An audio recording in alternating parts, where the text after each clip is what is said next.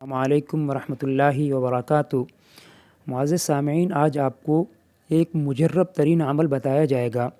وہ عمل ہے کسی کے ظلم سے بچنے کے لیے، کسی پر الٹا وار کرنے کے لیے۔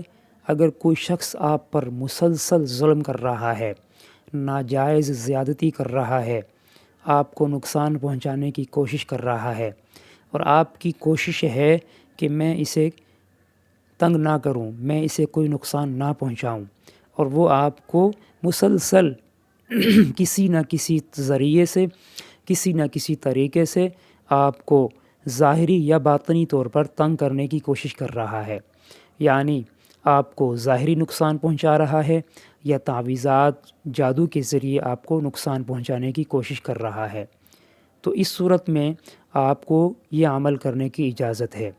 اگر آپ اس عمل کو کسی ناجائز پر، بے قصور پر، کسی کمزور پر کریں گے تو اس کے ذمہ وار آپ خود ہوں گے۔ کیوں کہ یہ عمل اتنا سخت ہے۔ یہ عمل اگر کسی ناجائز پہ کیا جائے گا تو اس پر بھی یہ عمل چلتا ہے، لیکن اس عمل کی وجہ سے آپ کو آخرت میں سزا ضرور ہوگی۔ یہ چیز ذہن میں رکھیے گا۔ میں ایسا کوئی عمل بھی نہیں بتاؤں گا کہ جس کی وجہ سے کسی بے قصور پر کوئی ظلم کیا جائے۔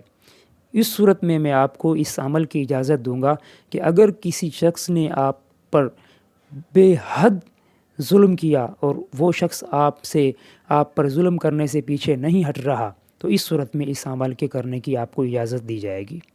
اور وہ عمل ہے صبح کے سنت اور فرض کے درمیان کرنے کا عمل ہے، اور یہ عمل مسلسل آپ 41 روز تک کرتے رہیں گے۔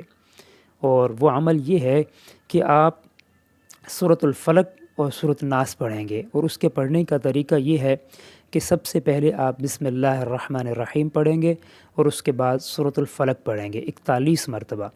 سورۃ الفلق پڑھنے کے وقت میں اس دشمن کی تصویر کو سامنے رکھ کر اس کے تصور سے یہ عمل کریں گے۔ جس وقت آپ کا یہ عمل مکمل ہو جائے تو اس کے بعد اس عمل یعنی کہ اس سورۃ الفلق کے مکمل کرنے کے بعد اس کی تصویر پر آپ نے پھونک دینا ہے ایک۔ اور دوسری چیز یہ ہے کہ پھر اس کے بعد آپ نے سورۃ الناس پڑھنی ہے۔ پھر سورۃ الناس جس وقت پڑھیں گے تو تب بھی اس کی تصویر سامنے ہو، اور سامنے اس کی تصویر کو رکھ کے موبائل میں ہو یا اس کی تصویر ایسے ہی بنی ہوئی ہو، وہ آپ مسجد سے سائڈ پہ بیٹھ جائیں، کسی کمرے میں بیٹھ کر پڑھ لیں، تو آپ نے اس کی تصویر کو سامنے رکھ کر یہ عمل کرنا ہے۔